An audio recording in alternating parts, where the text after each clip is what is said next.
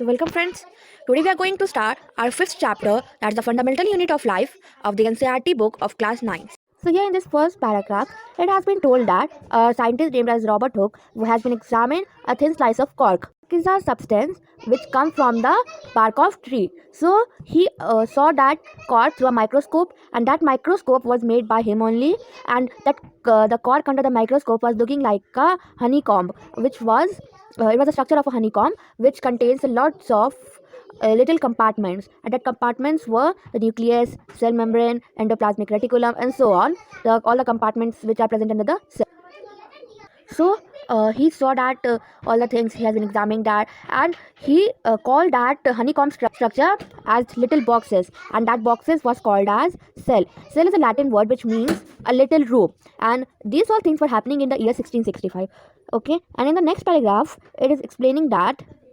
So see, in the second paragraph, it's not telling something very important, but one line, the second line is telling that Robert Hooke was the only person who saw the cell, a living thing under a microscope, or a living thing, a very small living thing, that cell, for the first time. So this may be an important question, that who was the first one to observe the living things.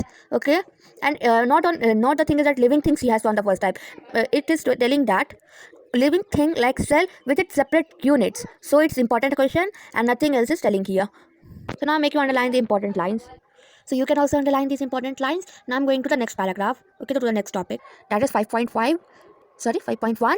What are living organisms made up of? So there's an activity 5.1. So let us read this activity. Let us take a small piece from an onion bulb. Onion bulb means a piece of onion. Okay, so we have to take a small piece. Okay, a thin slice of an onion. Okay, with the help of a pair of forceps. Forceps is an instrument which is used to pull out things. Okay, so with that help, with the help of the pair of forceps, we have to take out the small piece of the onion bulb. We can peel off the skin called epidermis from the concave side, inner layer of the onion. So after taking a small piece from the onion bulb, we can peel off the skin. Okay, so the outer skin of the outer thing of anything is known as epidermis. So the outer skin is known as here epidermis. From the concave side, that is the inner layer. So from the concave side, we have to take out or peel off the skin of that onion. This layer can be put immediately in watch glass containing water. So we have to put the skin of that onion in a watch glass which contains water immediately. Now this will prevent the peel from getting folded or getting dry. So as if we'll put the layer of that skin in the water immediately, then this will prevent that the peel from getting folded or getting dry. What do we do for this peel? So now here it's asking that what we have to do from this peel. So on the next line, on the next paragraph, we get its answer. Let us take a glass slide. So we have to take a glass slide, put a drop of water on it. So on that glass slide, we have to put a drop of water and transfer a small piece of peel from the watch glass to this slide. So on the watch glass that we have kept the peel, the skin, so we have to take it and transfer it into this slide. Make sure that the peel is perfectly flat on the slide. So while keeping that peel or the skin, we have to make sure that it is perfectly flat on that slide. A thin Camlin paintbrush might be necessary to help transfer the peel. So a Camlin paintbrush, Camlin is the brand of a paintbrush, so a thin hair of that paintbrush might be necessary to help the transfer of peel. Now we put a drop of Cefrine solution on this piece followed by a cover slip. So we have now we can put a drop of Cefrine solution. So it should be necessary. We have to put that Cefrine solution on that piece of skin of that peel, and after that we have to cover it through a slip. Take care to avoid air bubbles while putting the cover slip with the help of a mounting needle. So now we have to take care that there should be no bubbles while we are putting the cover slip, and if bubbles are arised, or to avoid that, we can take the help of a mounting needle. Mounting needle means a pointing needle. Ask your teacher for help. We have prepared a temporary mount of the onion peel. So here it has been prepared a temporary mount of that peel. We can observe this slide under a low power followed by high power of a compound microscope. Means that we can see that peel or that skin under a low power by a high power of a compound microscope. See, this is the structure of a compound microscope. In this NCERT book, the structure is not given nicely. You can see a microscope image on the net, on the Google, more nicely. It's not nicely labeled also. Means labeling is correct, but everything is not given here. Many things are missing also, and the image is also not much clear. So you can see it on the web. It will be more clear to you. See, the important lines are underlined. Now we have to proceed to the next topic or paragraph. Here in this paragraph, it has been telling that what do we observe as we look through the lens? So while seeing through the microscope, it's asking that what have we observed? So can you draw the structure that we are able to see through this microscope on an observation sheet? So on an observation sheet, by seeing on it through a microscope, can you draw the structure of that what we are seeing? Does it look like figure 5.2? So it's asking that does it look like figure 5.2? So see, when you see that the cork, sorry, not a cork, that skin of an onion under a microscope, then it will be look somewhat like this only. Here, that dots, you're seeing these dots, this or this, and this all dots are nucleus, and the hexagonal shape figure is the cell. Okay, now proceed to the next page. So see here, it is asking that, so it's telling that we can try preparing temporary mounds of peel of an onion of different size. What do we observe? Do we see similar structure or different structure? So it's asking, does it look the similar structure or the different structure? Okay, so first we have to try to see the skin of the we have to try to see a different size of onion. Okay, the peel of the mount of the peel. So and all of them should be of different size. Okay, so first is asking that what does we observe? So here we observe the same, the skin, the cells, the nucleus, and so on. And do we see similar structure or different structure? So we will see the similar structure because all of them are cells only of onion only, no matter what's their size. If it should be leaf or its root, then it may be different, but it's onion only, so it is similar.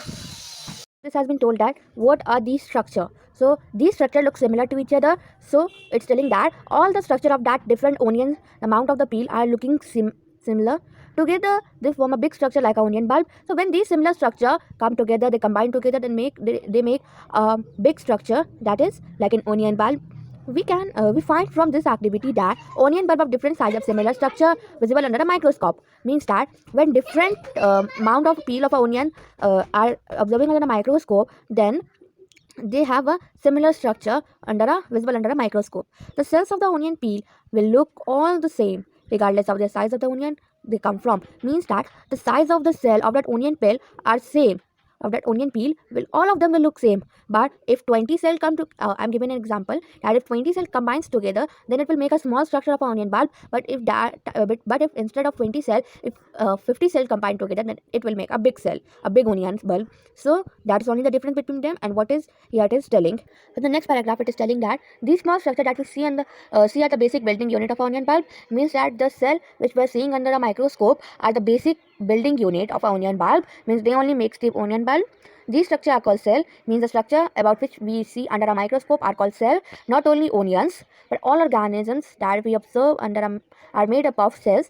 Means that not only onions, rather than onion, all the organisms, means all the living organisms that we observe around us may be unicellular or multicellular. Unicellular is not visible, but multicellular is visible. So all that organisms are made up of cell only. However, there are also single cells that live on their own. Means rather than multicellular organisms, there are many organisms like a single celled organism named as unicellular organism which live only on a single cell. Line the important lines, what I have underlined here. They are in the second paragraph here. These all lines are also important, but it's common and you have heard it many times. Okay, both that not only onion but all organisms that we observe around are made up of cell. However, there are also single cells that live on their own. So this both line is also important, but if you feel that you can't remember, then you can underline, but I feel that it's very common. Mostly you have heard these all things. Now see here, it is no two more. Here you have by reading this you can get an extra knowledge. Okay, here everything should be underlined. It's very important. Cell were first discovered by Robert Hooke in 1665. So the Robert Hooke, who discovered the cell the very first time in the year 1665, he observed the cell in a cork slice with the help of a primitive microscope. So he have observed the cell. Okay, the first cell which was discovered by Robert Hooke has observed that cell of a cork in a cork slice. Okay, so in a cork slice he have observed the cell, and with the help of a primitive microscope. Okay, this primitive microscope was nothing other than his self-designed microscope. Okay, with the help of this microscope only, in a cork slice he observed the cell very first time in the year 1665. Now, Leeuwenhoek in 1664, with the improved microscope, discovered a free living cell in a pound water for the first time. Means Leeuwenhoek has made the microscope improve, and he discovered the cell of a pond. Okay, in the free living cell of a pond, means like algae and these all type of cell he discovered. Okay, for the first time, and it was the year 1674, and he has improved the microscope. It was Robert Brown in year 1831 who discovered the nucleus of the cell. Means Robert Brown was a person who had discovered nucleus of the cell in the year 1831. Purkinje in the year 1839 coined the term protoplasm for the fluid substance of the cell. Means Purkinje has named the substance of a cell, the fluid substance of a cell, as the protoplasm in year 1839. The cell theory that all plants and animals are composed of cells and that the cell is a basic unit of life was presented by two biologists, Skeldon in 1838 and Swan in 1839. Means that the two scientists, Skeldon and Swan, Skeldon in year 1838 and Swan in year 1839, has given the cell theory. In this cell theory, it has been told that all the plants and animals are composed of cells and that cells are the basic unit of life. Okay. The cell theory was further expanded by Virchow. Means the cell theory which was given by Skeldon and Swan has been expanded by Virchow in year 1855. He has suggested that all cells arise from pre-existing cell. Means that there is a cell which divides and redivides to make a body, make a human being, make an organ, tissue and so on. So it means that all the cell arise from a pre-existing cell. With the discovery of electron microscope in year 1940, it was possible to observe and understand the complex structure of a cell and its various organelles. So, till the time Robert Hooke has discovered a self-designed microscope, and from that microscope he discovered the cell, and then now the discovery of electron microscope means in 1665 he discovered a self-designed microscope, and in 1940 electron microscope has been discovered. So when this electron microscope has been discovered, the complex structure of the cell and various organelles, like that inside a cell there is endoplasmic reticulum, means that all the cell organelles like mitochondria, plastid and so on. Then after that this cell organelles, then cell wall, plasma membrane, all these various organelles and complex structure of the cell was possible to observe and understand under the electron microscope, and it has been discovered in the year 1940. So you make points and write all these notes because all these points are very important. It may be asked in your examination and not in your examination also, but for your better understanding, for your great knowledge, you all please remember these things. So make a note nicely that will not be confused.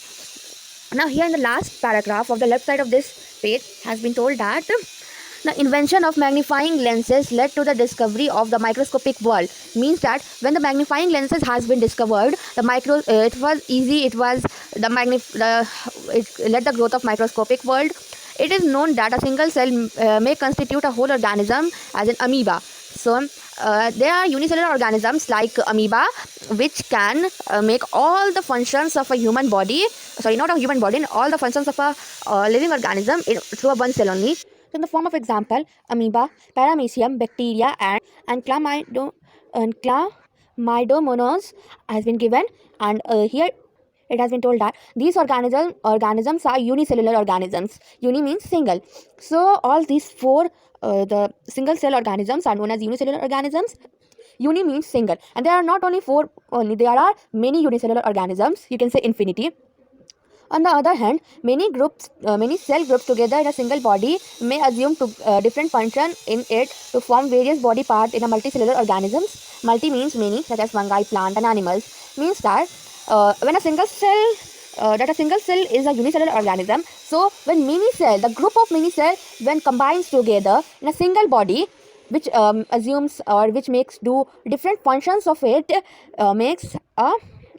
then it forms of various body parts, and that different group of cell makes a multicellular organisms, and multi means many. So for example, it's given as fungi, plants and animals. Can we find out name of some unicellular organism? So can you find the names? Yes, there are many, and if you won't find, then Google always helps you in these things. There are lots of organisms, the unicellular organisms. So now proceed next. Every multicellular organism has come from a single cell. How? Cell divide to produce cell of their own kind, or cell has come from pre-existing cell. So here it's asking that every multicellular organisms like human being, plants, animals and so on, they are come from a single cell. Can you tell me how? Yes. First it's true, and then in the cell theory, what I have told you before only. So in that cell theory, the Virchow has expanded it in future in the year 1885. So he has told that all the cell arise from a pre-existing cell. So here you have to define it how. So when the fertilized egg or the zygote, when it's a single cell, but when it divides and redivides to form a body, so you can say that a multicellular organism has come from a single cell, because when the ovum and sperm combine together, they form they divides half, the nucleus divides half and the cell divides half, and then they become a single cell named as zygote. So you can say that the multicellular organisms have come from a single cell. Now this activity and rest of our part I'll let you explain on the next video tomorrow. So bye friends, and please won't forget to subscribe my channel, like my videos, comment on it that what problem do you have, what do you like the most in my video, and also share my video and other could also may have the knowledge of these important things. So now bye friends and have a great day today.